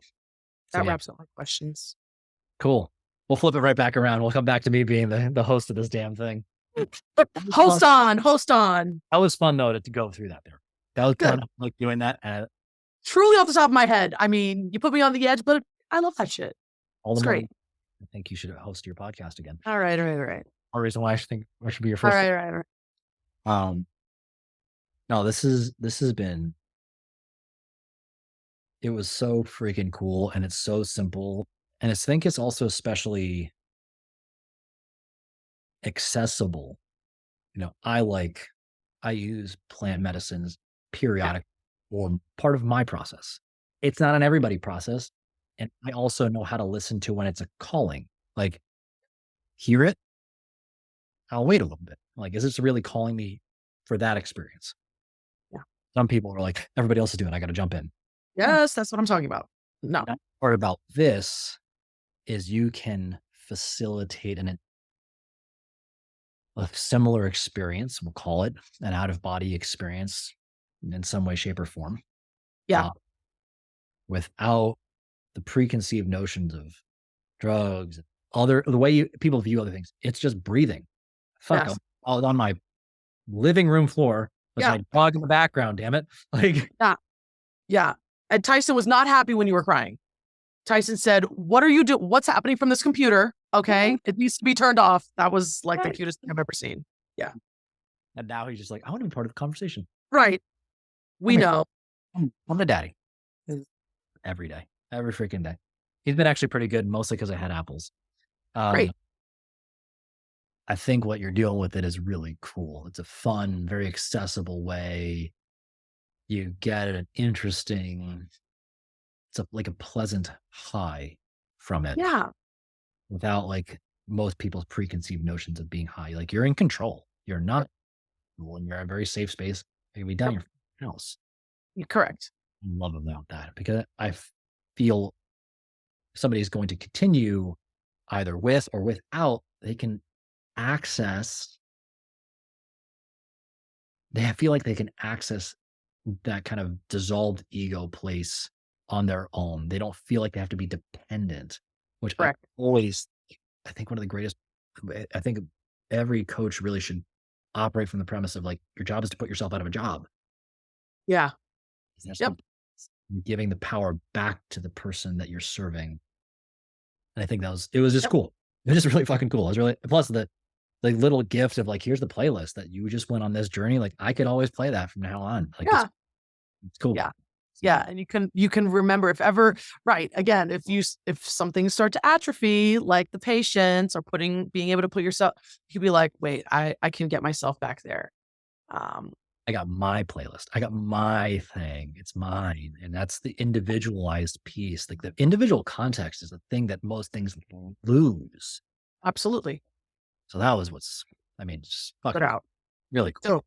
So it is and has been an honor, like, to be able to hold space in this way, even if it is virtual, which, there could be some eye rolls about like, but it works regardless. Like, the space can be held from afar and to be able to sit with you, like, energy is energy. It doesn't matter that there's technology that's delivering it. Right. And being able to hold that and watch you and see you bearing witness is a phrase that has taken on new meaning as I've begun to do this. It is such a privileged place to be able to sit and bear witness of other people going through it and coming out on the other side being dusted off a little raw, but like recognizing themselves. I mean, that is just, that's the stuff, right? That's the fucking stuff. You see yourself, right? Because I saw you before this too. And welcome back to you a little bit. I absolutely love it. I never thought that I would be I I yeah. I thought that I had to be a person that was logical and linear, and that doesn't include woo-woo in any way, shape, or form for a modality in anything. But um, it does, and it can be done in myriad ways, and you get to choose it. So I am thrilled that I found this thing to Oh, add to coaching. it's just a tool. Right. Coaching It's is a relationship. If there's right. nothing else that people take from this day, everybody needs to understand this. Coaching, yes, you are buying a relationship.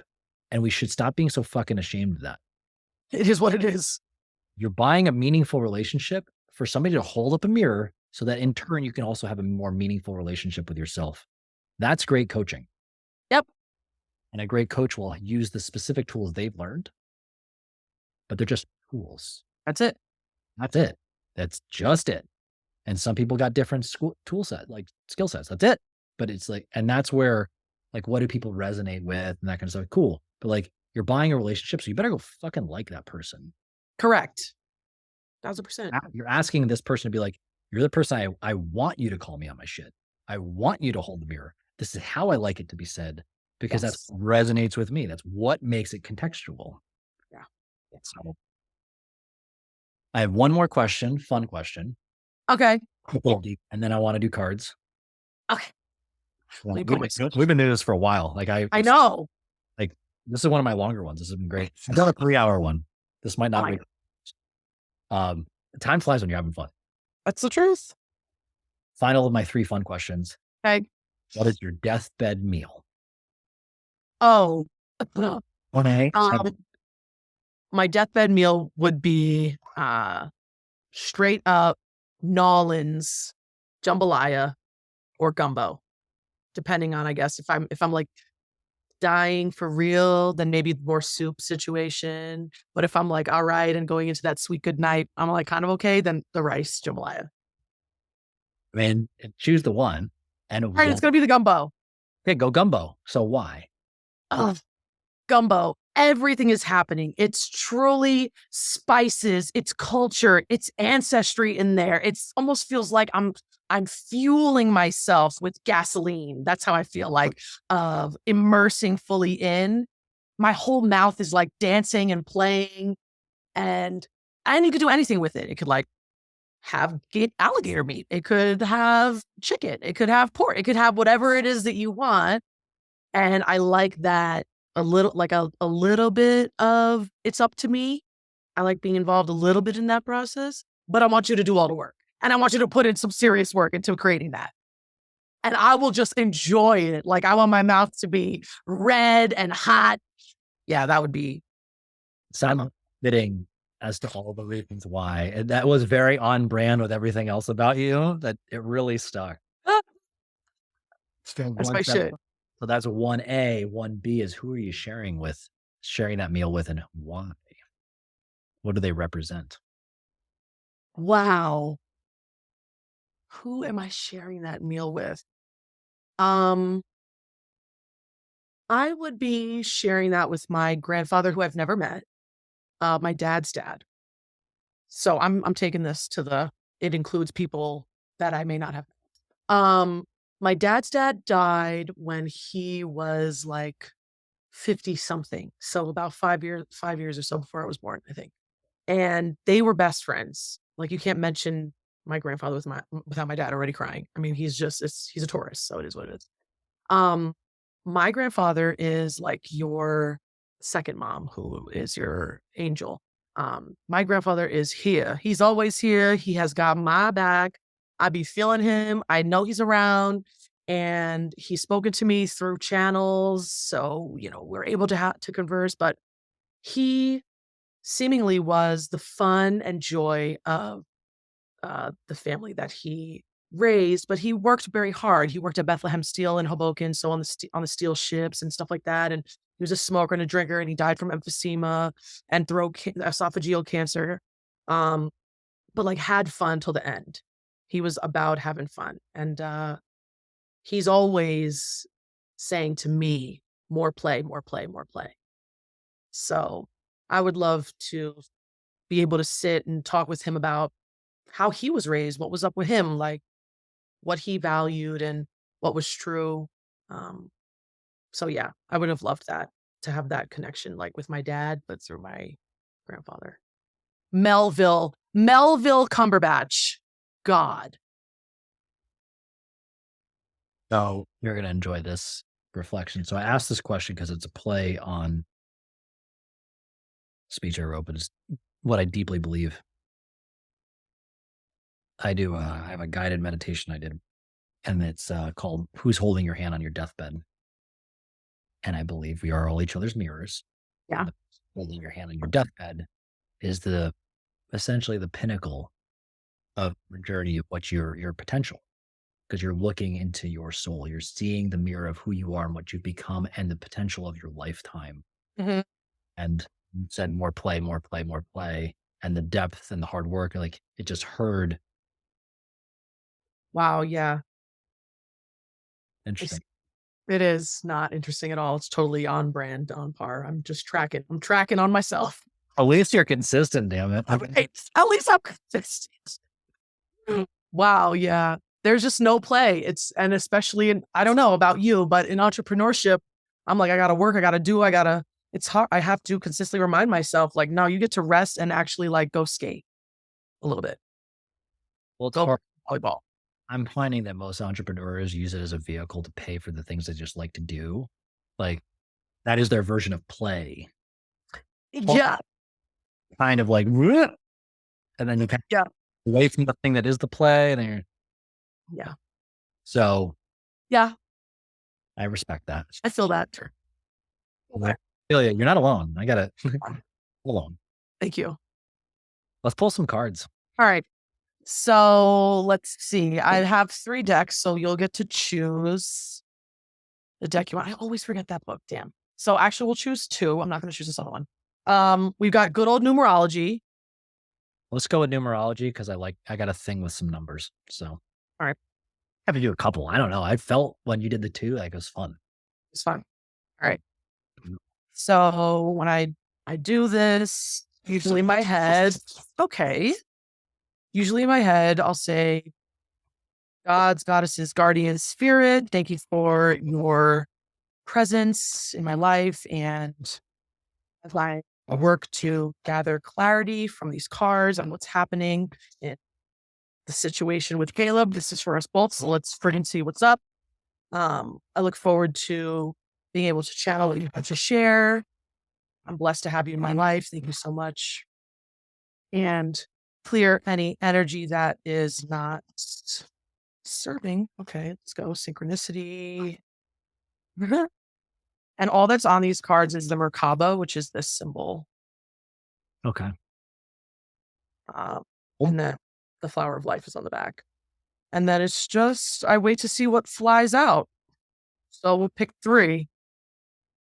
Usually, and I have my little book because I don't know all the numbers myself, but these are oracle cards. So they're okay. Intuition. Shocker. Oracle cards are more like chapters as opposed to tarot cards, which are letting you know exactly what's going on. Time, dates, people, dead. Okay, we have got synchronicity, intuition, and self-love. So for Oracle, usually, I use the book because these are just created by people in the world. They don't have a consistent set of meanings like tarot cards do. Synchronicity card indicates a need to have faith in the universal order of events. Shocking. Even in the midst of hopelessness and uncertainty, no such thing as an accident or coincidence, not us literally talking about that. Perfect people and opportunities will appear miraculously when least expected, even when you can't logically comprehend how your dreams could possibly come true. You must trust in the magical power of synchronicity to deliver what you need. Remember, it isn't your job to know how things will unfold. It's simply your job to believe and know that all is well, on your trust tip as well.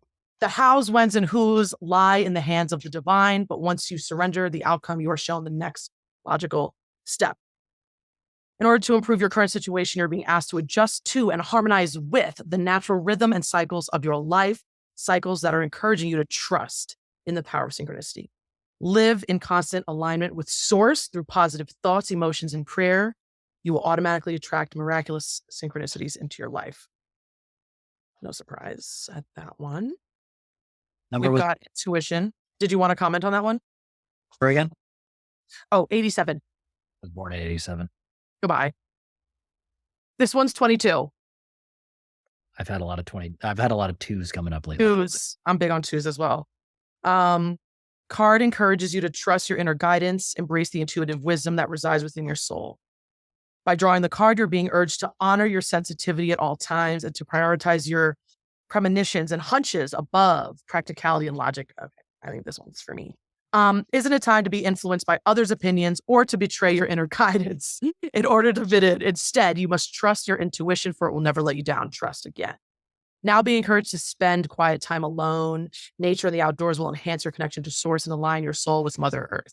Likewise, regular prayer, meditation, listening to beautiful music, mindful breathing, exercises such as yoga, qigong will enhance your intuition and help develop your clairvoyance, clairaudience, clairsentience, or claircognizant abilities.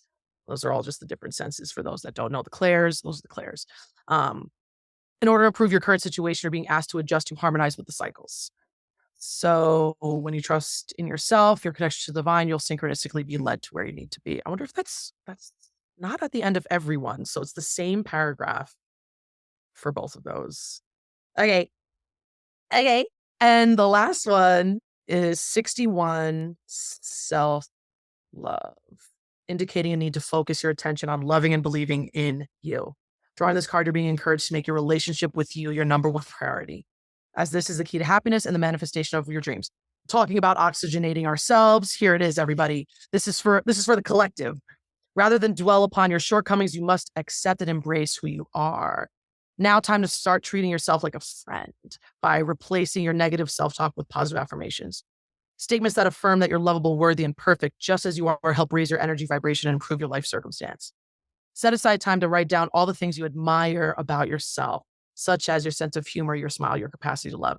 Every little thing counts. Nothing is insignificant. Nurture yourself with love. Everything in your life is a reflection of what you believe in yourself and about yourself. Wow. Anything come up for you for those? This felt right. Felt right. This felt right. I love this. So I like to add, when I was doing my training for the breathwork certification, there were people that was in my training that were able to channel messages. Like they got colors and thoughts and had visions of people. And they were like, I don't know, these things came up. Is that true for you? And I was like, damn, you a psychic? Okay, you didn't say. And then I started to feel like, damn, I'm behind. Like I don't have any of that. I'm tight as a drum, you know? And then I was like, but I'm going to pull these cards and let's see what happens. And cards is just my modality, man. Like it allows me to be able to connect with a tool instead of me trying to cognitively do the work. Like my claircognizance, I don't have claircognizance. That's not mine. Mine is just a pure gut and I don't know what it means, but this allows me to share what it is I'm trying to say. So I just picked a few from this Wisdom of the Tao, which is actually a friend of the friend that created this deck. So she is Mei Jin Liu, and she's based out of New York. But these are dope cards. They're all Chinese, ancient Chinese. Zhang Zhu, or surrender. A moment of awakening and relief. It is done. Step back and see the big picture. Instead of fighting a battle you cannot win, stop struggling, concede, and preserve your energy for the next move. Followed by Master, you can solve any problem naturally and effortlessly. Proceed with courage and intelligence. Let soft conquer hard. You mentioned softening. Do not fight the powers that can destroy you. Ride with these opposing forces until the right moment to act, followed by, and lastly, free spirit. Reach for it. Signs of good fortune are all around you. You race off again fearlessly. That's a third fearlessly. To a new level of achievement and success. Your intelligence again and resourcefulness, empowered by heavenly inspiration, will take you far. That, my friends, is a chapter title. Like, oh, you're, this has been, I do believe you just, I don't even know how we got connected anymore. Who connected us? Maybe Veets? That sounds about right. Matt specifically. Matt's awesome. Yes, he is the one that does the great connecting. Of connecting. He's connected me with amazing people. Wow. I know. I thanked him. Because you'll help me. We're buddies now. So it is what it is. We go out to Colorado. I was actually thinking about my first business partner today. He lives in Colorado now. Hey. We had an interesting saga that I was able, like, he was kind of the ignition fuel to start this podcast. We did the first 10. Okay. And then he had kid and stuff and life, whatever. Anyway. Yeah. Whenever I get to Colorado, probably going to end up there. It's lit. This has been quite lit. Yes. Let's do this. Okay. We'll start wrapping it up because I know. Listen, we're loquacious. I'm not going to apologize for it, but we can talk. Good one. Wife is like, awesome. You go talk to, tire yourself out throughout the day. Don't ask me shit when I get home. Yeah. Yeah, that's my partner too. I'm like, all right, my guy. You're lucky. If somebody's listening to this and they're like, I need this loquacious energy in my life, a person who can help me with some cool holotropic breathing or just sort my shit out. Somebody who's willing to come and sit in a uncomfortable space with me while I see more of my inner beauty. What's the best way for somebody to connect with you? Best ways are adventuresofcommunity.com, of course. I created a new Instagram because I'm like, maybe I should separate, but who knows? So there's also Adventures of Community on IG. I'm going to give you my links to my 2 free coaching sessions and my breath work. And also, I don't know if you're into yoga, but whatever. There's a yoga retreat in Costa Rica next August that I am facilitating breathwork at. So let's go. Super healing moment in good old Costa Rica where the healing seems to always happen. So that I'll share as well. So those are the big ones. That's dope. Yeah. As you mentioned, for the that will be in the show notes. Yes, it will. Viki, what do you like to leave the listeners with as a final message today? Words of influence, advice, whatever, wisdom. Here's my wisdom. Slow is smooth and smooth is fast. Have I been able to adequately do that every day of my life? No, but it is my own North Star. I aim to live by that. I am not in a race. I'm with me, for me, and I get to impact out however long it takes. I think the beautiful takeaway in that is once you realize that slowing down smooths out the process, you actually speed up in the long term. You're on a toboggan, okay? And we're just going down that road. So it's beautiful. Little WD-40 and we're good to go. I don't have to do anything. I'm resourceful in that I have the WD-40. Like that's the difference. That's the change in thinking. Fucking awesome. Thank you, Caleb, for this opportunity, holding space, having great questions, going up top of your head. Didn't see you looking at shit. So you were just out here feeling it, present, going. Love it. Thank you. Very welcome. And I'm just your beer. So how about that? How about it? I'll take that. Yeah. Viki, I love you. And Love you, that's dude. for you coming into my life. This has been exceptional. I mean, holy shit, 2 hours went by. 2 hours went by, dude. That's crazy. I definitely haven't. Didn't even notice. We were just in the living room chatting. So for everybody who's listening, I highly recommend you go take advantage of the offerings that Viki has mentioned. You will not be disappointed. You will have a grand old time. And Randall, but thank you everybody for listening. Thank you, Viki, for being an awesome human being. And until next time, everybody, I remind you to love everybody.